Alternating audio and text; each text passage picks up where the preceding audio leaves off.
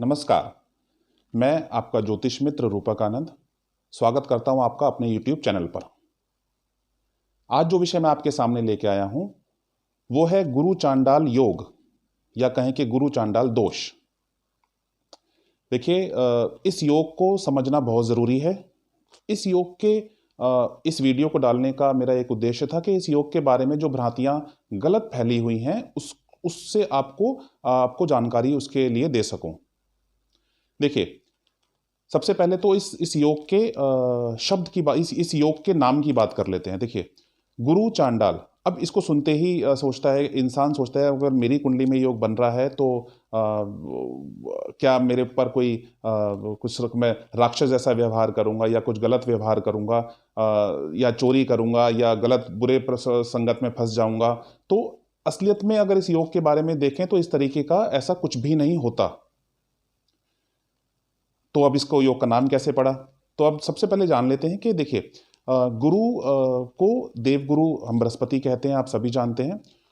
और क्योंकि गुरु वो देवों के गुरु होते हैं और राहु वो राक्षस ग्रह होते हैं, चांडाल और राक्षस, यहीं से ये नाम लिया गया है। तो देव गुरु बृहस्पति और चांडाल गुरु राहु।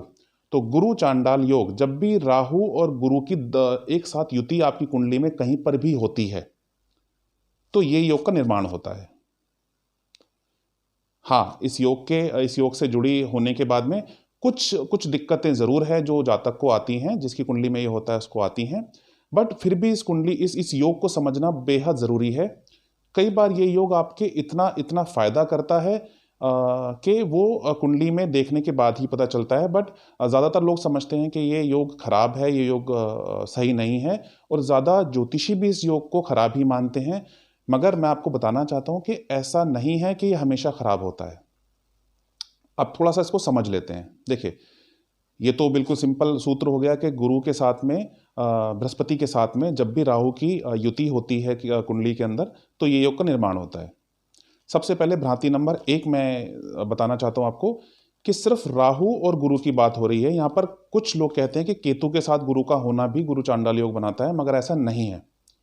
क्योंकि राहु केतु की जब बात करते हैं तो राहु सर्वाधिक पाप ग्रह है। केतु को पाप ग्रह मानते हैं, बट केतु जो है उसके नैसर्गिक जो प्रभाव हैं वो कई बार अच्छे भी होते हैं, क्योंकि केतु को हम मोक्ष का दाता कहते हैं और केतु को हम मंगल की तरह कहते हैं। और मंगल शुभ और अशुभ दोनों तरीके से फल देते हैं। और राहु को हम शनि की तरह कहते हैं। हालांकि शनि भी शुभ अशुभ फल देते हैं, पर शनि का नैसर्गिक स्वभाव जो है वो सही नहीं होता, जिस तरीके से हम सभी जानते हैं। तो केतु के साथ ये योग नहीं बनेगा। पहली भ्रांति तो यहां पर खत्म हो जाती है।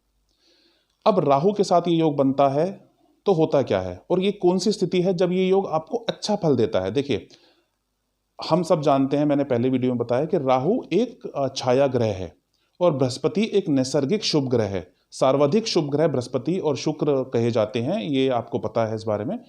तो सर्वाधिक शुभ ग्रह में बृहस्पति की गिनती होती है। और राहु जो है उसका नैसर्गिक स्वभाव जो है वो छाया ग्रहों में आता है। उनका कोई अस्तित्व नहीं है, ना ब्रह्मांड में कोई अस्तित्व है, ना उनको आज तक कोई खोज पाया है। वो छाया ग्रह होते हैं। तो छाया ग्रह जब भी किसी ग्रह के साथ में होते हैं तो वो उस ग्रह का फल देने लगते हैं जिस ग्रह के साथ वो बैठे होते हैं। राहु केतु का यही काम होता है। अगर वो किसी के साथ नहीं बैठे तो जिस भाव के अंदर बैठे होते हैं उस भाव के स्वामी की तरह फल देने लगते हैं। तो अब थोड़ा सा समझ लेते हैं इसको। अगर आपकी कुंडली में बृहस्पति की स्थिति अच्छी है तो गुरु चांडाल योग बुरा नहीं होगा आपके लिए। बृहस्पति की स्थिति अच्छी नहीं है, अगर बृहस्पति कहीं अकेले बैठे हुए हैं, कहीं अपनी नीच राशि में बैठे हुए हैं, आप सबको पता है मकर राशि बृहस्पति की नीच राशि होती है। अगर वहां बैठे हुए हैं या अपने शत्रु की राशि में बैठे हुए हैं, बुध या शुक्र में से किसी की राशि में बैठे हुए हैं, तो बृहस्पति कुंडली में खराब हो गए। और अगर राहु उनके साथ बैठा हुआ है, बृहस्पति नैसर्गिक रूप से शुभ ग्रह है मगर कुंडली में खराब हैं, और राहु जो है उनका सूत्र ही है कि उनको बृहस्पति के जैसा फल देना है जिसके साथ भी वो बैठे होते हैं, तब जाके गुरु चांडाल योग का निर्माण होता है आपकी कुंडली के अंदर। और खराब फल भी ये क्या देंगे वो भी मैं आपको बता देता हूं। जिस ग्रह में जिस भाव में ये बैठे होते हैं उस भाव से संबंधित बुरे फल ये देते हैं। एग्जाम्पल के लिए मैं बता देता हूं कि अगर ये दूसरे भाव में बैठे हुए हैं बृहस्पति और नीच राशि में बैठे हुए हैं अपनी, हालांकि दूसरे भाव के कारक बृहस्पति होते हैं, मगर फिर भी दूसरे भाव में नीच राशि होकर बैठे हुए हैं, या उनके पास डिग्री उतनी नहीं है और राहु उनके साथ बैठे हैं, तो ज़रूर ये आपको धन संचय करने में कठिनाइयाँ पैदा करेंगे। और जिस दृष्टि पर ये जिस दृष्टि से ये जिन भावों को देखते हैं उन भावों में ये दिक्कत पैदा करेंगे। सबसे ज़्यादा ये 7वें भाव को सबसे पूर्ण दृष्टि से देखते हैं, तो क्योंकि राहु भी पूर्ण दृष्टि से देखते हैं, बृहस्पति भी, तो 7वां भाव ये आपके 7वें दृष्टि से आपके 8वें भाव को देखेंगे, जो मृत्यु कारक होता है और एक्सीडेंट वगैरह पे का कारक होता है। तो हाँ, आपको गाड़ी सावधानी से चलानी चाहिए। ऐसा हो सकता है कि गाड़ी आप चलाएं तो ये एक्सीडेंट कुछ हो जाए, या कुछ आपको कुछ बीमारी जल्दी जल्दी आपको सताने लगे। हाँ, तो इस तरीके से खराब फल डालते हैं। मगर इसके अलावा अगर आपका इनकम भाव, आपका सुख का भाव, आपका कर्म का भाव, आपके भाग्य का भाव अच्छा अगर हुआ, बहुत स्ट्रांग हुआ, तो फिर वो अपना काम करेंगे और ये अपना काम करेंगे। गुरु चांडाल योग कुंडली में है और वो पूरी कुंडली को खराब कर दे, ऐसा नहीं होता। अब मैं दूसरी बात करता हूं, अगर गुरु की स्थिति आपकी कुंडली में अच्छी है,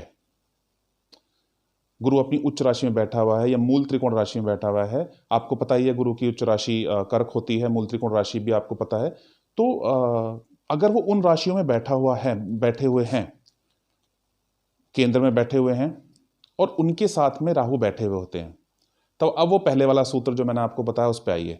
राहु वैसा ही फल देगा जैसे जिस ग्रह के साथ वो बैठे होते हैं उसके अनुसार।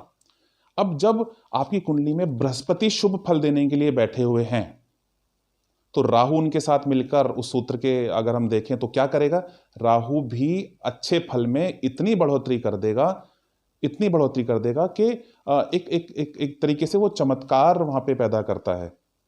गुरु अच्छे हैं, अगर आपके सुख भाव में बैठे हुए हैं, चौथा भाव सुख का होता है, अगर वहाँ पे उच्च के होके बैठे हुए हैं, मेष आपकी लगन है, चौथा भाव कर्क होता है, वहाँ पर अगर उच्च के होके बैठे हुए हैं और उनकी 7वीं दृष्टि आपके कर्म भाव पे पड़ती है, तो आपको सुख सुविधा के सारे साधन वहाँ पे प्राप्त होंगे। 7वीं दृष्टि आपके कर्म भाव को देंगे, तो वहाँ पे आपका व्यापार चलेगा, आपका अगर नौकरी करते हैं तो वो नौकरी चलेगी, पिता से आपके अच्छे संबंध होंगे, अच्छी बॉन्डिंग होगी, ये सब वहाँ पर वो योग प्रदान करता है। कुछ दिक्कतें जरूर आती हैं, मगर नैसर्गिक रूप से ये योग के फल वहां पर मिलते हैं। अब अगर बात कर लेते हैं, अगर वाकई ये स्थिति अच्छी नहीं है गुरु की आपकी कुंडली में, तो इसके उपाय क्या होने चाहिए। देखिए, हम सभी जानते हैं कि दान करने से सभी ग्रह शांत होते हैं, तो आपको बृहस्पति का दान करना चाहिए। ठीक है, अगर बृहस्पति खराब है तो बृहस्पति का दान करना चाहिए। और अगर राहु आपकी कुंडली में, देखिए इसको तो कुंडली देखने के बाद ही पता चल पाएगा कौन सा ग्रह खराब है, कौन सा ग्रह खराब नहीं है, बट इस योग को शांत करने के लिए आपको दान करने चाहिए। राहु का दान करना चाहिए आपको, बृहस्पति का दान करना चाहिए, इनके समय पर दान करना चाहिए, इनके दिन में दान करना चाहिए, और कुछ टाइम तक दान करना चाहिए आपको। और इनके मंत्र, बीज मंत्र वगैरह हैं, इनका उच्चारण करना चाहिए। और अगर आप इनको वाकई इनको एनर्जेटिक करना चाहते हैं, तो अगर वो अकारक ग्रह, अगर आप आपकी कुंडली में अकारक ग्रह नहीं है, अगर आपकी कुंडली में मारक ग्रह नहीं है, तो आप इनकी रिंग भी पहन सकते हैं। रिंग पहनने में बड़ी सावधानी बरतिएगा। अगर मारक ग्रह हैं कुंडली के तो रिंग नहीं पहनिएगा। मारक ग्रह कौन से हैं अगर मैं ये बताने लग गया तो वीडियो बहुत लंबी हो जाएगी, उसके लिए आप दूसरी वीडियोस देख सकते हैं, मैंने खुद डाली हुई है मारक ग्रह के लिए। मारक ग्रह हैं तो रिंग मत पहनिएगा, सिर्फ दान से उनको ठीक करने की कोशिश कीजिएगा। तो बाकी अगर आपको कुंडली में कुछ कन्फ्यूजन है तो आप कुंडली विश्लेषण यहाँ पर करवा सकते हैं। डिस्क्रिप्शन में मैंने नंबर दिए हुए हैं, वहाँ पे आप फ़ोन करके ऑफिस में बात कर सकते हैं। तो उम्मीद करता हूँ कि ये जो भ्रम है गुरु चांडाल योग के बारे में, ये कुछ हद तक दूर हुआ होगा। बाकी कमेंट में लिख के आप मुझे बताइए, मैं पर्सनली वो कमेंट देखूंगा और आपको रिप्लाई करूंगा। आज के लिए इतना ही। शेयर कर दीजिएगा, लाइक कर दीजिएगा, सब्सक्राइब करिएगा, बेल आइकन को दबा दीजिएगा, मेरे अगली वीडियो आप पर जरूर पहुंचेगी। बहुत जल्दी आपसे दोबारा मुलाकात करता हूं, तब तक के लिए आप सबका प्रेम पूर्वक धन्यवाद।